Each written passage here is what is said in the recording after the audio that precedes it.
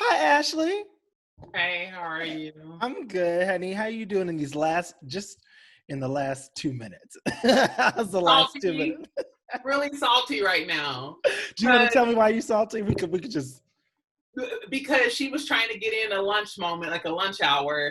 And not only did they come like an hour later outside of the window that like Uber Eats had told me, but I ordered some stuff for me and some folks I'm with, a burrito, 14 taco. No. Yeah, 14 tacos. They sent two tacos out of the 14. They played you. And I'm like, where am I? And they played me like that yesterday. And so like I'm working on this project and I'm looking at all these like vegan vendors and like, street food and places that are suffering during the pandemic because there's this large conversation happening that we know that even in the Black community, 40% of the businesses of Black owned businesses won't recover from the pandemic. And Yes. so like I'm trying to constantly put out messaging to folks like make sure we take care of our folks Take care because of each other. yeah. And then they do me like that. So And then this little place played you. That's all right. I understand because I literally was trying to shovel some food. Because when you don't eat, you just I get very this. the energy This. ain't right. The energy ain't right what it's supposed to be. Okay, so actually, how I always start is I like my guests to introduce themselves, starting with their pronouns, and tell us anything you want us to know about you in this moment. Hungry. Right. Vegan. Yeah. So my name is Ashlee Marie Preston. My pronouns are she, her, hers. And one of the things that is new in my life is self-care, and not like hashtag self-care, like self-care that has a whole industry backing it, but like Yes. self-care that just means let me unplug, let me take time to recharge, even if it's like watching shows on Netflix or Hulu, if it's like ordering food, I don't know, laying in my bed, sleeping in, whatever that is, giving myself the opportunity to define what self-care looks like for me. And so like I think that there's this kind of this packaged idea of what it looks Mm-hmm. like for a lot of people, but that exploration is in and of itself a pause. Yes. Have you noticed that has your self-care, this isn't the question, but we're on here. Has the self-care evolved for you in just in these last, like, let's just, since this racial awakening or whatever the fuck we're calling this, like, has it evolved at all or changed or shifted, or is it the same for you? It's starting to also go into things that don't feel like fun. Because when we Mm, talk about self-care, we often think of our inner 8-year-old who gets to have yes. ice cream for dinner and candy and all of that. But sometimes self-care just means doing your damn taxes. That's a self-care word. That's a word. Do your taxes. Self-care means taking my vitamin D and my multivitamins, and Yes. you Yes. know calling my mother, doing certain, so self-care. Eating your food on time. I had I had this big revelation that self-care is also responsibility, because if I'm Ooh. not taking care of those responsibilities, then it's going to potentially invite harm into my life, or it's going to welcome instability, or it's going to welcome, all of these things Yeah. I don't want, right? And so we don't talk about that a lot when we talk about self-care. You know what you just reminded me of? I remember when I was learning to drive, which, by the way, I learned how to drive to move to LA 5 years ago. So I learned it like 28. But I remember the first time I went, and my instructor was like, you got to look ahead. You can't be looking at what's right in front of you. You got to look, 2, 3 streets ahead so you can prepare. And to me, that's what you're talking about. It's like self-care is not just about like the fun things that are giving you this gratifying moment now. It's about the macro. It's about like, oh, those taxes, if you do them, then you won't be audited later.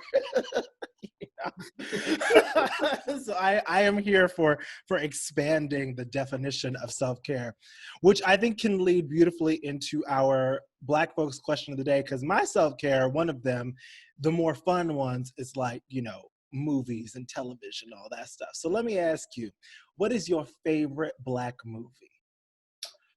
Color Purple. That was my family's movie. Yes. And I give you very much Oprah, like very much all my life I had to, Come on. because I'm a Black trans woman, so Yes. I All had to your fight life. You still fighting. the Still Black fighting. fight, the women's movement fight, the trans LGBTQ fight, the fat fight, The fight. Right. Wait, so when's the first time you saw Color Purple? I was just talking about that with my husband a couple days ago. I think I may have been like 12, 13. Like, I can't remember. Like, I know that it was in my teens. Yeah. Let me ask you, because I'm asking you a two-part ahead of time. What did it mean at 12 and what does it mean now? Because I feel like a 12-year-old Ashlee and a now Ashlee have two different experiences of it. Maybe I'm being assumptive, but. No, it's 12-year-old Ashlee was like, oh, this is a piece of American history. And present Ashlee is like, oh, that was Tuesday. She ain't went nowhere. Went nowhere. She ain't took a break. She ain't clocked out. And over 4 years, she's still pumping and going strong. Look at you, perched. Drop that knowledge and perched. It is what it is. That's so fucking real. I remember the first time I saw that movie, and I know that movie is so incredibly long, but I remember it not feeling long because I think I had not seen that many Black people at one time on screen, like giving you performances. I mean, Whoopi Goldberg, just a fucking, a chameleon. I mean, I think it's funny, I think I saw Color Purple after I saw Sister Act. I think my introduction, Whoopi Goldberg was, by the way, I used to be her sister, but Whoopi Goldberg was, for me, like the first movie star. Like when I understood a movie star, it was Whoopi Goldberg. But my introduction to her was like Eddie and Sister Act and Sister Act 2. And then I remember seeing The Color Purple and just being like, I want to do that. Like Black people aren't allowed to be able to be chameleons like that. We're often just like, it's like, you're funny, okay. You do that, okay. But this Whoopi being able to again, be a chameleon in that way was just so inspiring to me. Have you watched Color Purple recently? No. I've seen, like, of course, like meme culture or like, the gifts and everything like that. Like, I'm always, this election just had me like, this whole election season. Yes, honey. I need to watch that. What's my favorite Black movie?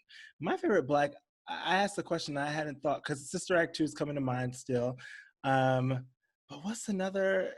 I'm just gonna stick with Sister Act 2 as my favorite Black movie, just because I don't know, when I saw it, it's such a game changer for me. It really, that feeling of if you want to be somebody, if you want to go somewhere, like that feel, it showed up in a time where just as a Black queer person, kind of not being affirmed in my Blackness, in my queerness, by my mother, but not necessarily by the world. There was something about the lesson of that movie of just like these kids who were the outcasts and like became the stars that I wanted for myself. Let me ask you another question. Who in your lineage, have you ever been told by just thinking about The Color Purple and lineages and ancestors and elders, have you ever been told that you are, by your family, that you're like somebody that they knew in your ancestry, like a grandmother or? Definitely my grandmother, and also my great grandmother, Sadie Mae Elmore, rest in peace, and Betty Jo Dobbins. Like, they, Civil Rights era, March with Dr. King. My great grandmother was Minnie First in Louisville, Kentucky, my hometown. She was like the first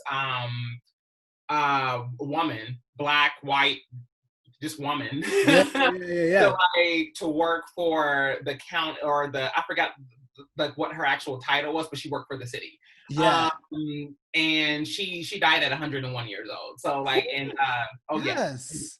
in 2017. And so, Lived a I mean, life. no, 2016. And so, that, that happened. And then also, she did Rosa Parks before Rosa Parks did, like 9 years before, because she was on a bus.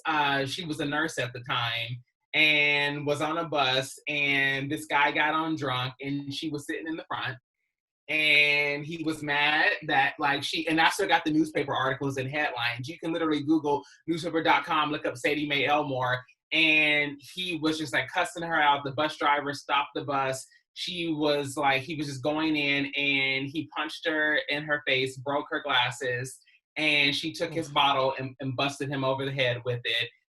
Shit jumped Come off on, on the Sadie. bus. Come on, Sadie.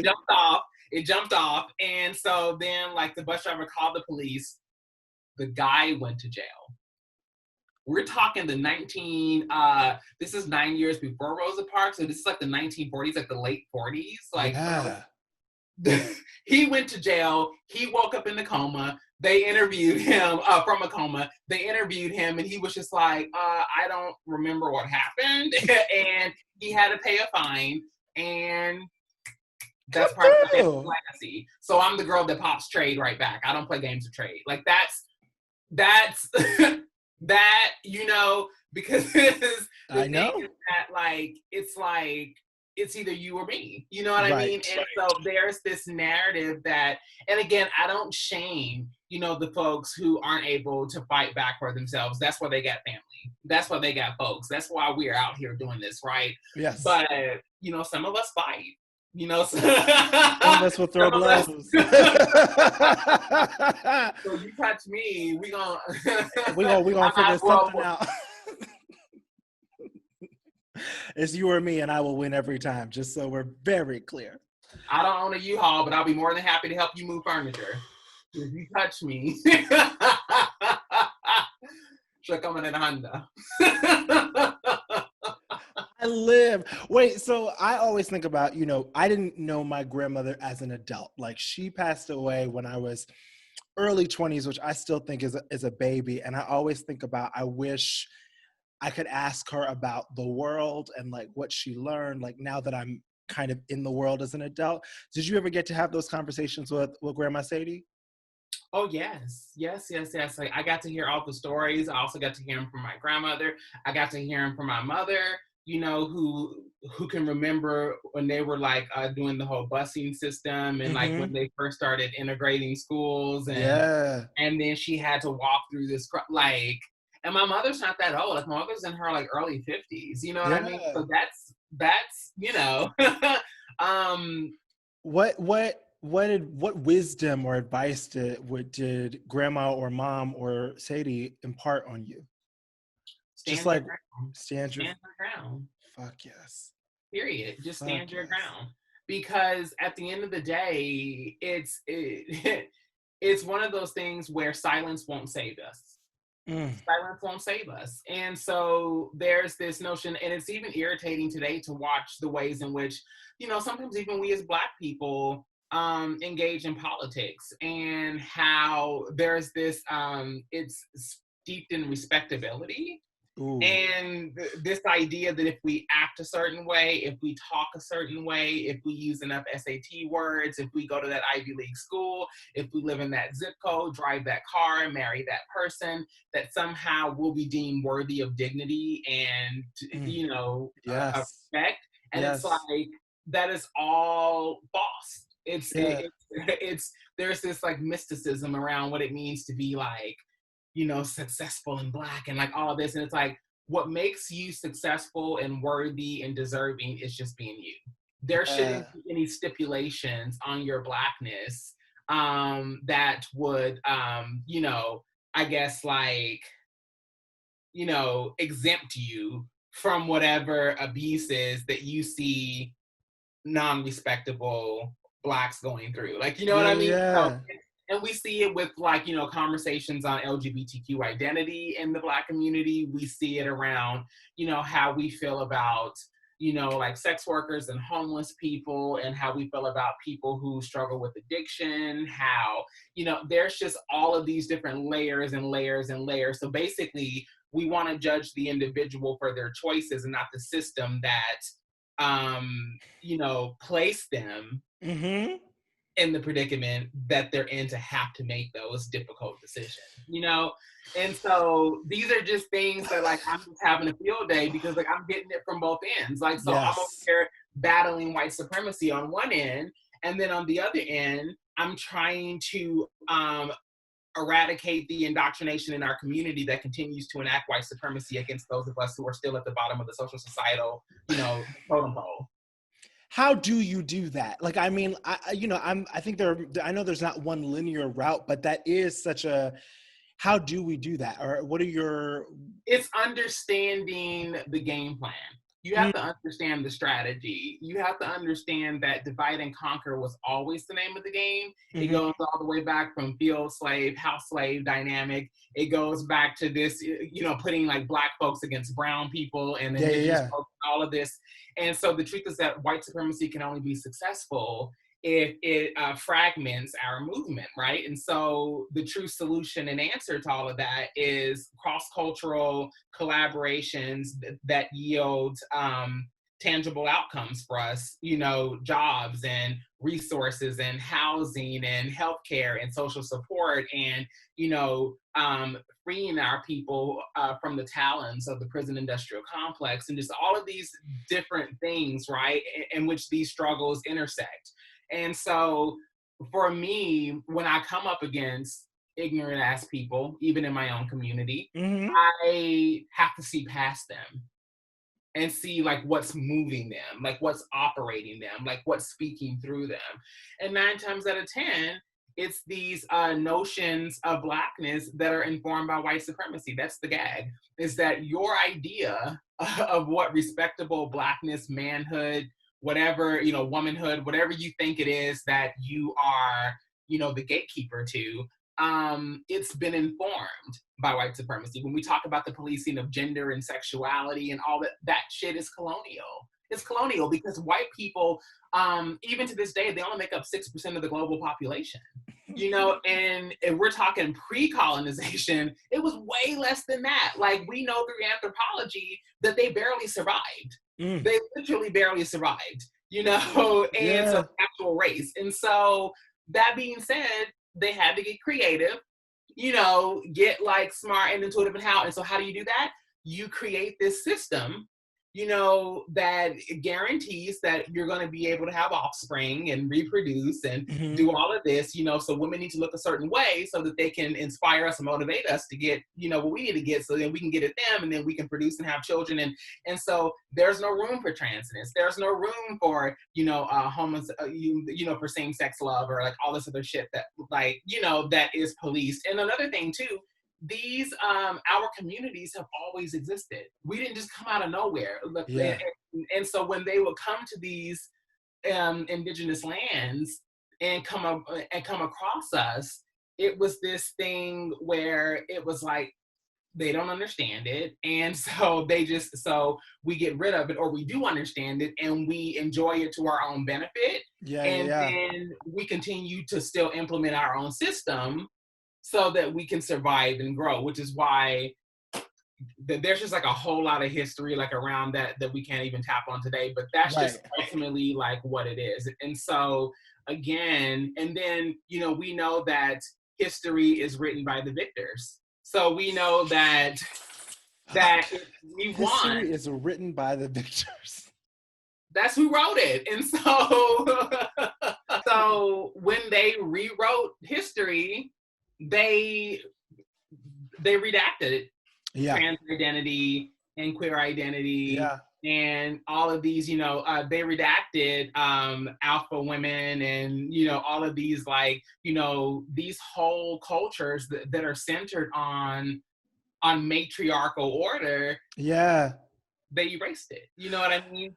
I was just talking to Aisha D, who's an actress, and we were having this conversation, a lot of what you're talking about in terms of like qualifying and quantifying Blackness and how we do that on ourselves, but also just like this idea that it kind of, I said to her, I saw Hidden Figures however many years ago, and I was like, I didn't even know to look up were Black women involved in NASA.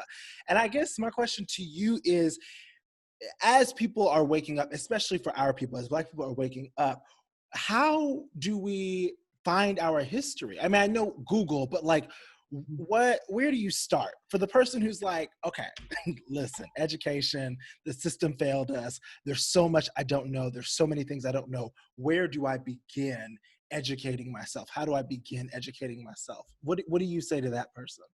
You start with your everyday life. Mm. Start asking yourself questions.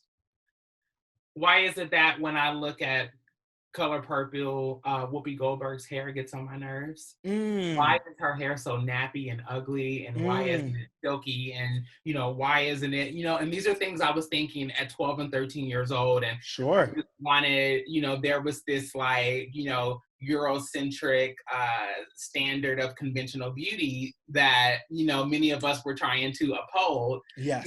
and so asking myself those questions, why, and then you learn about oh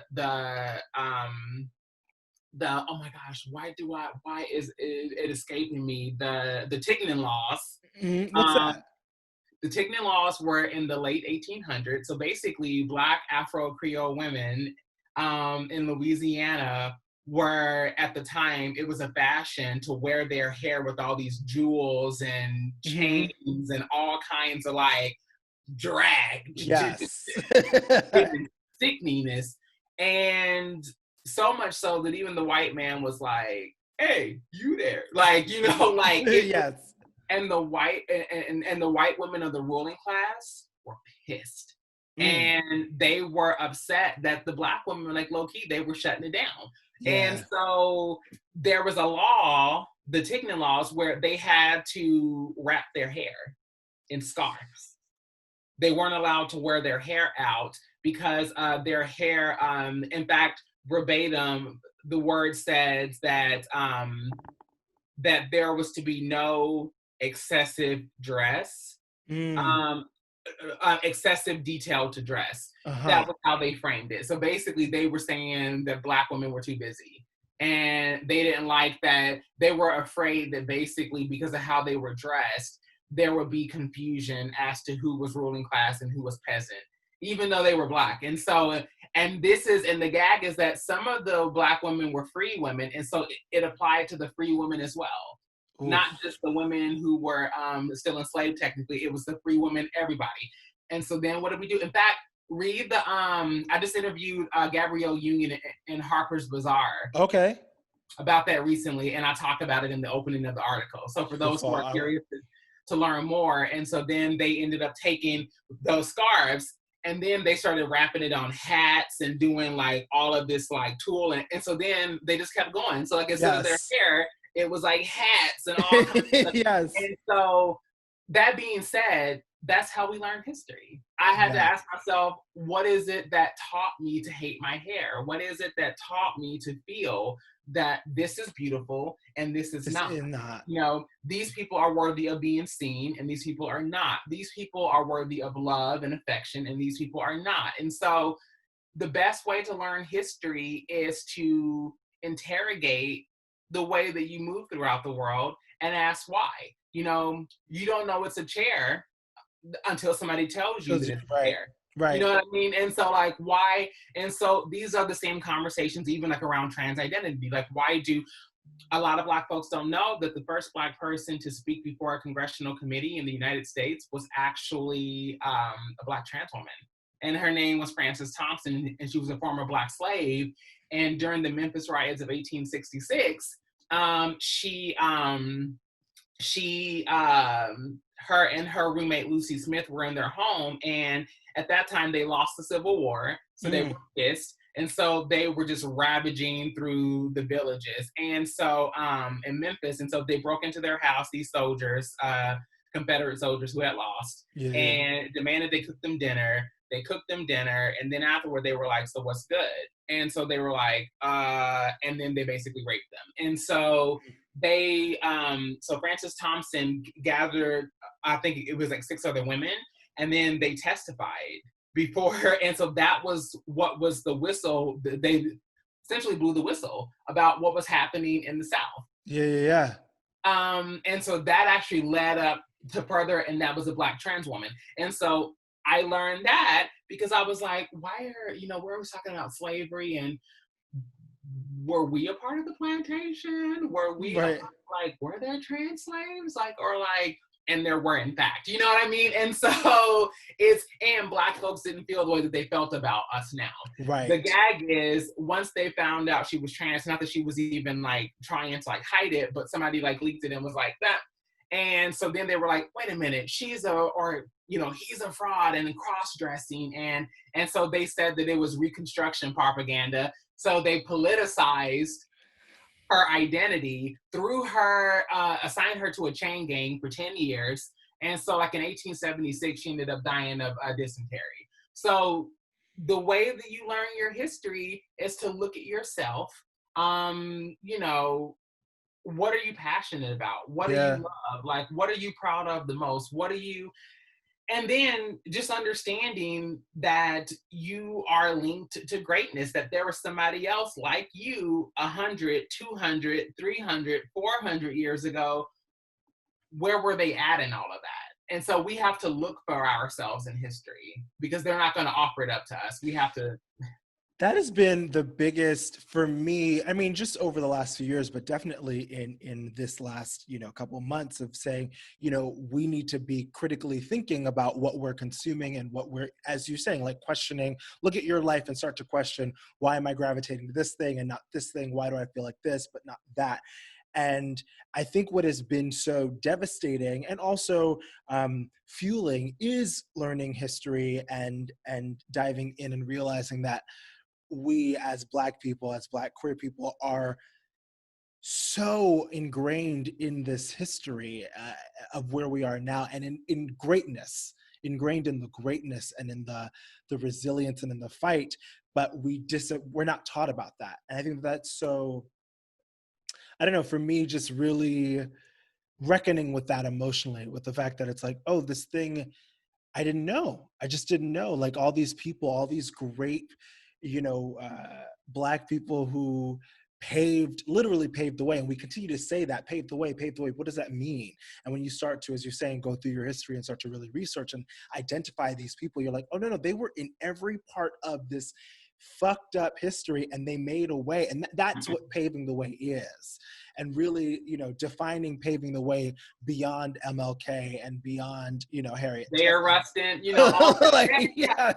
See, that's what I mean. Like, we've always been there, and people, like, again, when you live among the oppressor long enough, you start to adopt those like ideologies and thoughts. And so even when you think you're free, you're still in prison. You're Yes. still enslaved to your own lack of understanding about these systems and ideas and how they work. So like if you're gonna be homophobic and transphobic, at least understand why. You know what I mean? That's all Woo! I'm asking. That That's the part. only prerequisite I'm asking personally. We can get to the rest, but the prerequisite must be Know why. At the very least, understand why that is. It's like, oh, well, you still can't tell us why. And the reason, but, I can tell you why. You know what I mean? Because of these, like, again, these, masculinity, all of this stuff, all of that stuff is, again,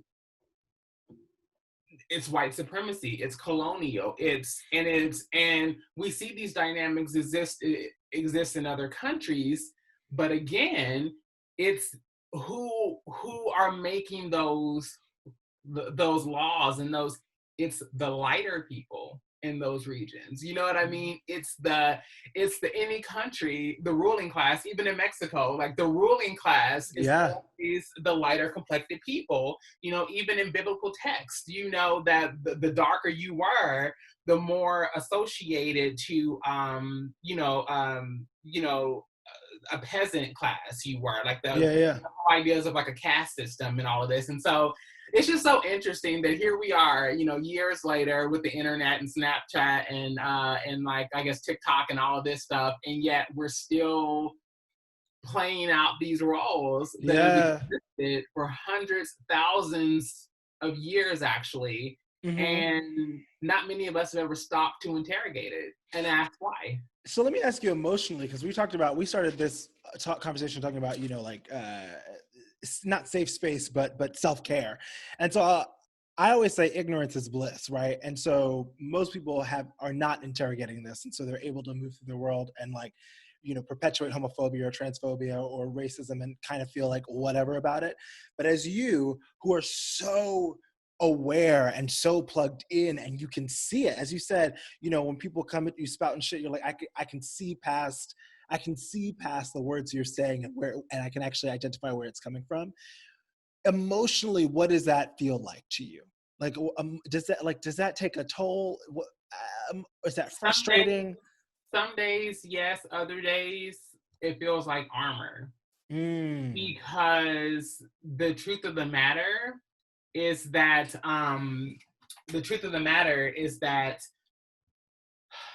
one of the most common forms of anti-Blackness, of violence that Black folks face is gaslighting. And so for those who don't know, like, it actually started out from this, it was like a play in the 1800s called Gaslight. And so like the story was this guy who he just couldn't stand his wife. And so he just wanted to torture her. And so he would play these series of tricks, like he would adjust the gas lamp and like it would flicker, and he would do these little things. And then she'd be like, what is it? And he'd be like, what are you talking about? There's nothing, the light's fine. What are you? And she's like, and so he terrorized her so bad psychologically that she started to question her own reality. Yeah. And so fast forward, gaslighting and white Mm-hmm. supremacy, like, pretending that you don't know what happened on the plantation, acting like you don't know what happened in the 60s and in the early 90s, and and now in 2020, with the murders of Black folks by state sponsored or state sanctioned violence. And it's this denial, it's a part of this series of studies called the epistemology of ignorance. Like, Mm-hmm. you are willfully deciding that you're not going to accept these facts. Yeah. Instead, you're going to create your own.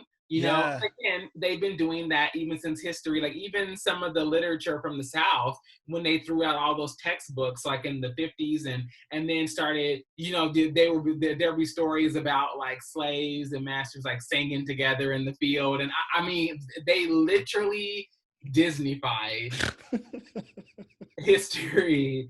Like, it was like some like Pocahontas, Ariel, like some deep zoo Disney shit. Like, Yeah, they yeah, like yeah. really tried to like, and so Yes. sanitize it and like water it down. And so that being said, when you're equipped with knowledge, it's armor. It's armor. In Yeah. fact, so much so that they'll kill you. They'll assassinate you. Yeah. When you give, and we see this in other countries, is like in Brazil, like that activist, her name was Mariela. I can remember her last name. This like Black Afro Brazilian woman they assassinated. Like, they kill folks. They kill Dr. King. Like, so recently we just had the anniversary back on the 28th of Dr. King's "I Had a Dream" speech. Yes. Yeah. Yeah. And so the thing is, I saw somebody with this poster or this graphic, and it said, white people, stop using Dr. King as an example of peaceful protest. Y'all shot him too. And so, and so the thing is that Facts. there's this, knowledge is power, but knowledge can also be dangerous and it could be a threat. And Yeah. so I think that for me, yes, it could be exhausting feeling like you're screaming in the middle of a burning Yeah. trying to get people's attention, and they're just like, Yeah. It's fine. but then also it's understanding that when they come for you, and they will, and they do, and they have, you have to just know, you have to be grounded and rooted so deep in your truth Mm-hmm. that you're indomitable. You have to absolutely, stand your ground. Yes, Stand your Grandma. ground. So we have to mentally, psychologically, emotionally, intrinsically stand our ground. We can't allow white supremacy and the violence and terror that it enacts make us second guess what we're worth, make us second guess what we deserve, make us question who we are, and talk us into relinquishing everything that our ancestors left us, like our legacy. Like we can't allow that to happen. And so sometimes you just have to know, like you know, sometimes we learn things not so that we can alert them that we know, but so we can survive. Sometimes some things are just for you. You know what I mean? Yeah. So that even Harriet Tubman carried a pistol. Carry it and dare. Oh, what do you mean you miss home? What do you mean you got second thoughts? Because knowledge, you're not about to run back and tell all. No. Everything is not for everybody. Yes. You know, even some of the commentary that I have so much commentary for the Black community, so much commentary. Mm-hmm. But I know that it's not for every space. You know what I mean? Like I know, and I really learned that when in 1 week, Drake, Common, LeBron James, Neo, Deb Hines, all of these like Black men who, you know, prominent men in music, the industry, LeBron James, they had these pro-Black trans messages that they were talking about randomly. Like LeBron James posted a cover of the woman from Pose and was like, Black women are beautiful. Like Drake had Big Frida in the song. Like Deb Hines had Janet Mock in the videos. Like TMZ tried to catch Neo slipping and asked him about like LGBT queer folks and all that. And he was like, that's stupid. They're like people, they deserve respect and they're artists and we need to treat them like, you know, all of these folks had all these words. Comments said Black trans lives matter at the Teen Vogue Summit. It all like jumped off. But when I pitched all of that to these editors, many who I was even friends with, and was like, hey, can I write this up? Can I? Yeah. Crickets. Yeah, we're not like right now, like, yeah, we're like whatever. But then let R. Kelly pop off and get in Gayle King's face. Let Kanye's mental health act up. Let, you know, Dave Chappelle say some trash ass shit. Let Charlamagne the God try to play one of our sisters or anything like that. And then all of a sudden, they're beating down my inbox. So that's when I realized, like, okay, I see what this is. Oh, fuck. That is so infuriating. Because then you're being used just to perpetuate the same drama, to perpetuate as opposed to like. And then what it does again is then it also perpetuates this false notion that Black LGBTQ, Black trans and queer folks don't need protection within the Black Lives Matter movement because we're somehow benefiting from white privilege because of our close proximity to white queerness. And because we help fight for their rights, not understanding that we experience just as much racism, sexism, and transphobia in the LGBTQ community, if not more, because people use their sexuality as a shield to absolve them of the responsibility from having to do fucking work of destabilizing and dismantling these systems. And so that being said, when you can get a Black trans or queer person to come out and chew up cishet Black folks,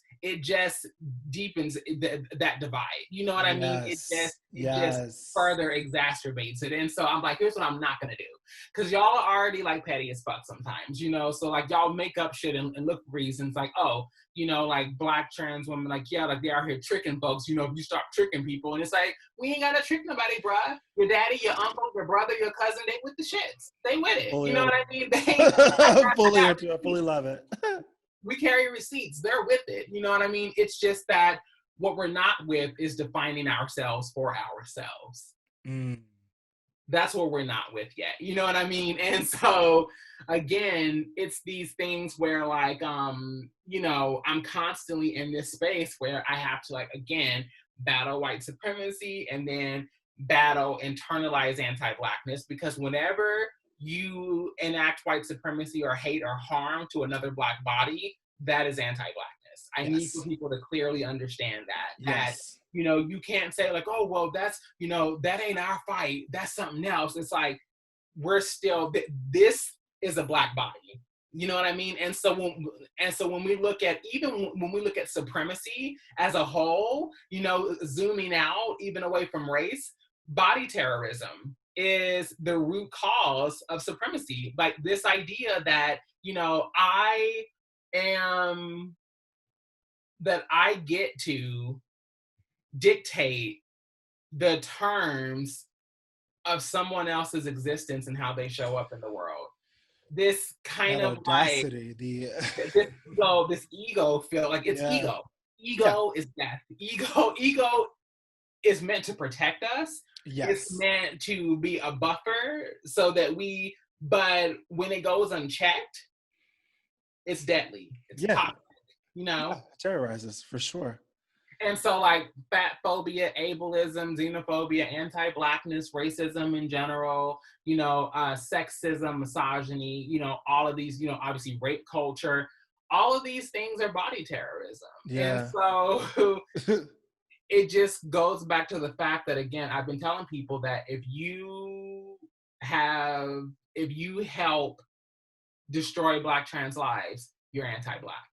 You know, you're an agent of anti-Blackness. If Period. you don't lift up Black women, all Black women, including the ones that you don't want to fuck, all Black women, then Hey. you know, you're an agent of anti-Blackness. And so, like, we just have to simplify it. And I think that even in a lot of these spaces that I'm in, I think that's why my platform has been growing so fast, is because I'm demystifying a lot of these like conversations where you shouldn't need like a gender studies Yeah. degree or you know, Yeah. some kind of like, you don't really need that in order to understand the concept of respect, you know. Yes.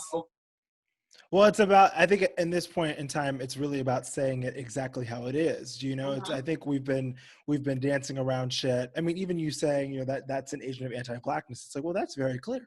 Okay, great. Like, that's what it is, you know, as opposed to trying to protect whatever's happening for whatever reason. It's like, no, the only way that this gets better is if we call it what the fuck it is, so we Mhm. can then address it, heal And it. that's the root. And the Yes. root of it is you're still trying to cling on to these notions of what it means to be respectable that are Yes. informed by white supremacy in these institutions that will never respect you. They will never respect you.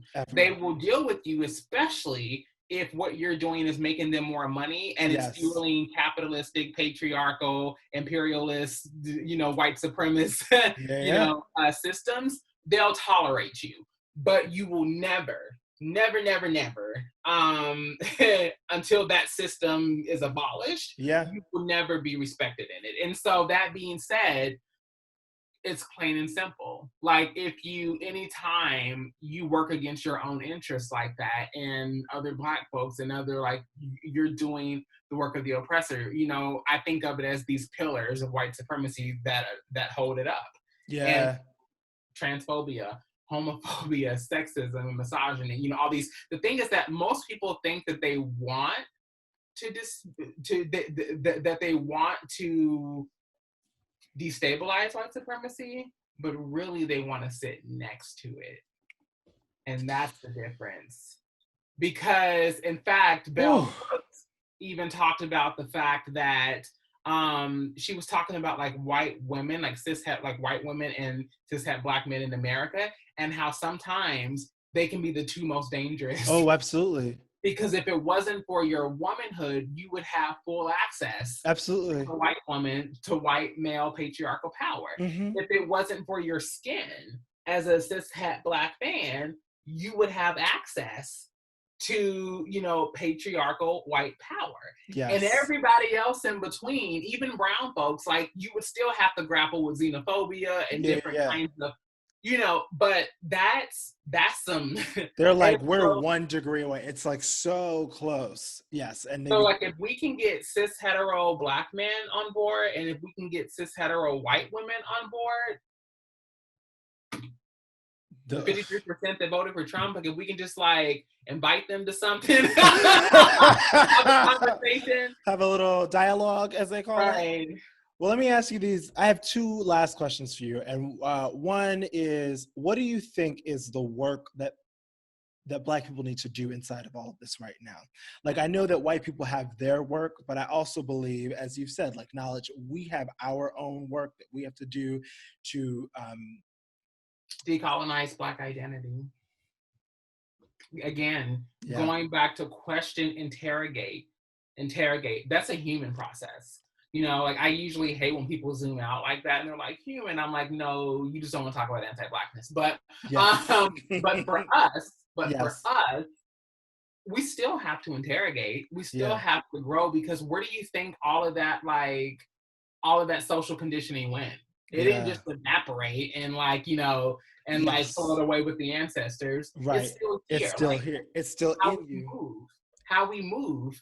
The fact that like we'll pay 10 times what something's worth just because it has a brand on it, but then we'll try to talk our own people down for like, we don't want to pay them what they're worth. Yeah. You know what I mean? We don't want to buy their book. We don't want to like pay for their like to see their art, beauty, for their art, for their music. Yeah. Why do you think that is? Like, because there's something that there's this notion that well, that's bootleg. Why is it bootleg?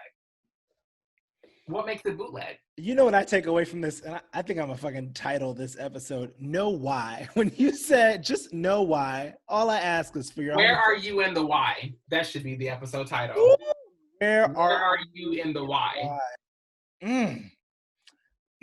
Fuck, my last question for you, and it's a big one, but I know you gotta have an answer. This thing that we've been talking about, you know, burning down the system, dismantling the system, and you know, all of it. How do you think that? And you know, this answer can obviously change and may not be full, maybe, but like, how do you think we burn down the system?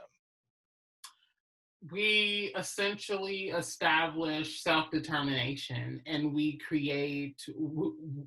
build our own. We had the right idea in the 1920s and all of these, like even like Black Wall Street, before they came through and like burned it down. Like literally, we're talking about, Pearl Harbor was the first time that there was ever like an attack on U.S. soil. And I'm like, other than colonization and slavery, that is a lie. Like literally, they bombed. They rented planes and dropped these like homemade bombs on Black Wall Street and these Black businesses in Tulsa, Oklahoma. And when people went to running outside with their families and kids, they shot them. You know what I mean? And so every time you see in history that Black people start to build wealth, they come through. Or immigrants, like, you know, brown, all of a sudden, it's only time for deportation when you're not here to be like indentured servants. Yes. But the minute you start to kind of like, y'all doing your own thing, we're always scrutinized and placed under surveillance. You know what I mean? And so the thing is that that's really what it takes. Like, we don't have to like, you know, rebuild the wheel or, you know, redo the wheel. Like, it's already, we know what works. We know what it is. We know what works. We know that economic stability or economic growth and sustainability of our communities and, you know, supporting our own people, which is why it's so important. Like, I posted about it even on my Instagram, this video that I did from from a segment I did on Young Turks, and just talking about the importance of small business and how, you know, again, I just watched that.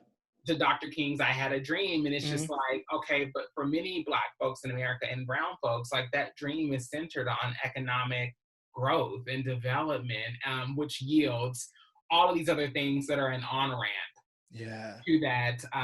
to that dream and what it means to thrive, you know? And so being able to, again, decolonize our thought and our perspective around what is success. Many of us equate success with assimilating into capitalistic, imperialist, patriarchal notions of wealth and success. And if we reframe that and think about how we can Nipsey Hussle it, you know, look at that's the thing. That's and I'm not a conspiracy serious. No, I'm no, not but to be serious, but we know, like, it's same thing with Tupac. There's just like a whole lot of stuff, you know, which later they found out the LAPD, the Rampart Division, they set all that up. That's that's what I be telling people. Like, you know, sometimes you just got to move in silence. yeah, Sometimes it's not gonna, you know how they say like the revolution when we televise it, you know, sometimes our movement, you won't find it in a TED talk. You know what I mean? yeah. And I have a TED talk, but there were some pieces that like I withheld because we need to learn the keys, you know, the fundamental parts of organizing. You Yeah, know, and it's something that's lost. Even when we look at these social programs, and they're like, "Oh, the government, the America." No, America co-opted that shit. America appropriated it. The free school lunch and all that and breakfast, that was the Black Panthers that did that. So like history told us they were just carrying guns and marching with right, afros, right, right, right, right. but they were building social programs for communities, for families who didn't have a lot of money, and mutual aid networks. They were creating all of these like things that were, again, like for us, by us, Yeah, providing, you know. And it's not to be like, you know, radical and say that, oh, we can't, of course we can still have white friends, of course, like I have several, my best friend is, you know, like we can still live in society yeah, but still hold our own. You know yes, what I mean? To not have yes. to rely. And so, Well, it's that shift that you're talking about, which is like it's the difference between like trying to be like white people and honoring who we are and defining who we are. yes, Those are two different ways. Those are two different ways to live your life. yes. You It's know? why I came to LA from Kentucky. Like, I was so small minded, you know, about a lot of things. I mean, hello, like, I lived in a red state, Six Flags over Mitch McConnell, the land of God doesn't make mistakes. Like, that's where I'm from. And Yes. so, the thing is that, like, and of course, like, some dirty politicians put up old tweets of mine from 10 years to try to, like, drive that point home. Hmm. But be that as it may, the thing that kept me in LA Yes. was the diversity. I love diversity. I love different people, learning from different people, learning about different cultures, you know, all of that. It's important to me. And so, like, Yes. I think that we have to, you know, I think of Muhammad Ali, who my family knew my grandmother. They actually, like, the families, like, knew each other. Yeah. When he left, they named the street that they lived on Muhammad Ali Boulevard. And Ooh, you got lineage. You it's got local yes. history, yeah. Yes. And so the thing is that, you know, what we also learned, he said something to the effect of like I love my blackness. He was like, loving my blackness, like I don't hate you, I just love myself. Yes. I just love being black, you know what I mean? And so like there's this idea that if you love being black, but then y'all can be proud of being Irish American or Mm-hmm. Italian American Mm-hmm. or, Or you know, like, whatever oh, it my is. grandmother's from Sweden. I'm kind of a mutt. She's from Sweden and he was from Norway. And I'm just like, okay, so if y'all can have pride in that, Then I in can your have like Catholicism and the history, so why can't we have pride in that? yeah. Because that's white supremacy. It's still that notion that, of course, I'm proud of my heritage and my Yeah. grandfather, you know, coming from, you know, like Germany and all this, of course, but you're black though. Like, you know, like, I mean, you come from a shithole country. Like, that's your, you know, like, Right. like, Fuck. and it's so subconscious that people don't even realize it. So You're when, swimming in it. Well, it's like yeah, it, you're drinking it. We're swimming in it, and it's hard to see it because we're being suffocated by it. And it's like having the strength or the knowledge to like get above water so you can see what the fuck is going on, which is that we've been conditioned to hate ourselves, and that will not stand any longer. Ashlee, I am so grateful for this conversation and for literally like school. Like, I want to give you all my tuition money. You just really schooled me, and I'm so, so grateful to you. And I'm really excited for people to get to hear this conversation. awesome. Thanks for having me. Of course. And I got you out early. I got you out early. Look at that. You got that 220. So I'll talk to you soon, baby. All right, talk to you soon.